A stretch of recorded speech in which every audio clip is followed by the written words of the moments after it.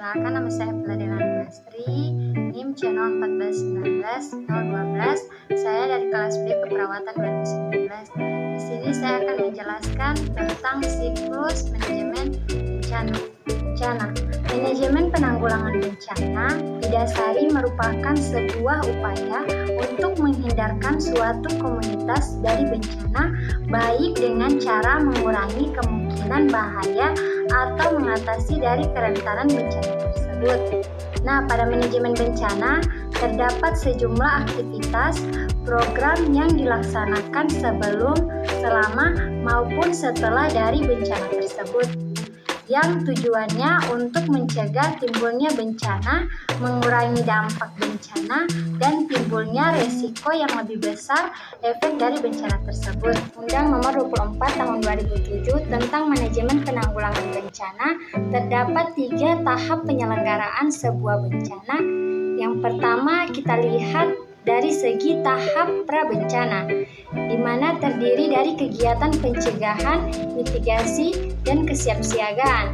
Yang kedua ada tahap tanggap darurat.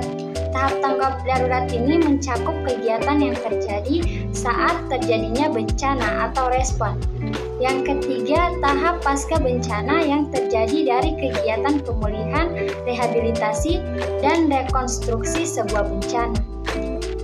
Bencana di Indonesia digambarkan dalam sebuah siklus manajemen bencana, yaitu yang pertama ada tahap prabencana, yang kedua ada tahap saat terjadinya bencana, dan yang ketiga ada tahap pasca bencana. Untuk ketiga siklus ini, mari kita bahas satu persatu. Yang pertama adalah tahap prabencana. Tahap prabencana merupakan fase prabencana yang meliputi kegiatan bisa perencanaan, pencegahan, yaitu upaya yang dilakukan untuk mencegah terjadinya sebuah bencana jika kemungkinan dengan meniadakan bahaya dari bencana tersebut. Nah, contohnya apabila kita melihat adanya hutan terbakar, upaya kita untuk melarang pembakaran hutan sebelum terjadinya bencana kebakaran hutan. Dengan pelarangan penambangan batu bara di wilayah terjal atau membuang sampah di tempat-tempat yang bisa menimbulkan bencana atau membuang sampah secara sembarangan. Dan yang ketiga, mitigasi. Mitigasi merupakan upaya untuk mengurangi resiko bencana baik melalui pembangunan fisik, mitigasi struktural, alami maupun secara buatan. Contohnya yang alami adalah adanya konservasi hutan mangrove yang ada di wilayah pantai biar tidak terjadinya agresi air laut yang mengakibatkan resiko yang besar bagi nelayan yang ada di pantai atau adanya terumbu karang atau gumuk pasir yang ada di wilayah pantai. Tanya itu bisa adanya pembangunan rumah yang aman terhadap gempa dan adanya pembuatan tanggul pencegahan gelombang serta adanya rumah panggung. Ini merupakan pembangunan fisik dari segi mitigasi bencana.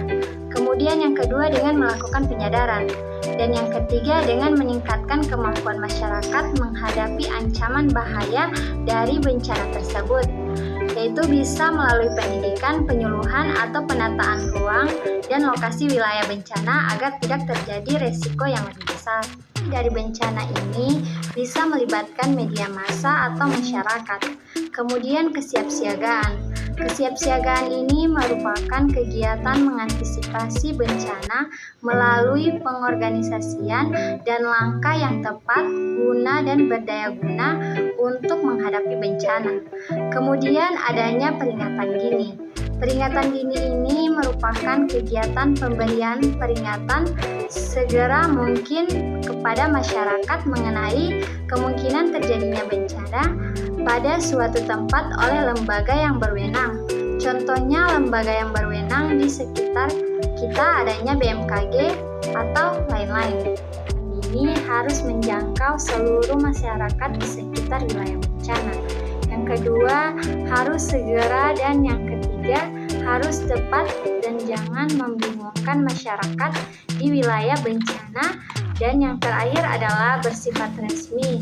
Ini pemberian peringatan dini harus sesuai dan harus sesuai terjadinya bencana atau tahap tanggap darurat.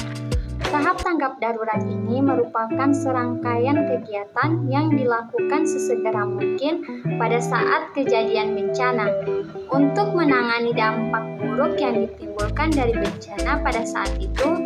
Kegiatan tanggap darurat atau respon ini meliputi yang pertama penyelamatan, yang kedua adalah evakuasi korban, yang ketiga harta benda, keempat perlindungan dan pengurusan pengungsian, serta yang kelima pemulihan dari sarana dan prasarana yang ada di wilayah bencana.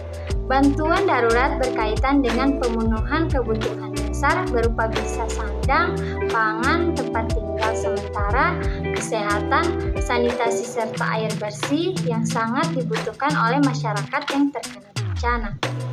Tahap pasca bencana. Tahap ini meliputi pemulihan, rehabilitasi, dan rekonstruksi wilayah bencana. Apa itu pemulihan? Pemulihan merupakan upaya untuk mengembalikan kondisi masyarakat dan lingkungan sekitar yang terkena dampak bencana.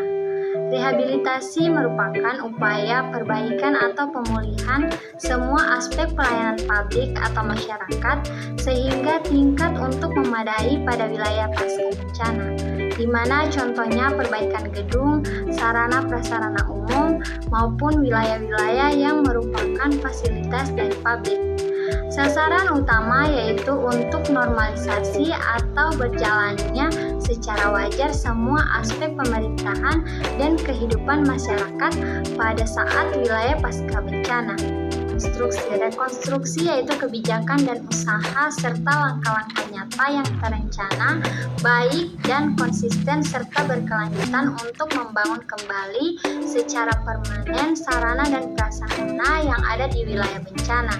Pembangunan ini merupakan kerjasama masyarakat pemerintah maupun pihak swasta, sehingga semua wilayah pasca bencana bisa dilakukan pemulihan kembali di semua bidang baik fisik maupun sosial wilayah bencana tersebut. Dan dari saya mengenai siklus manajemen bencana, semoga bisa dipahami. Kurang dan lebihnya saya mohon maaf. Assalamualaikum warahmatullahi wabarakatuh.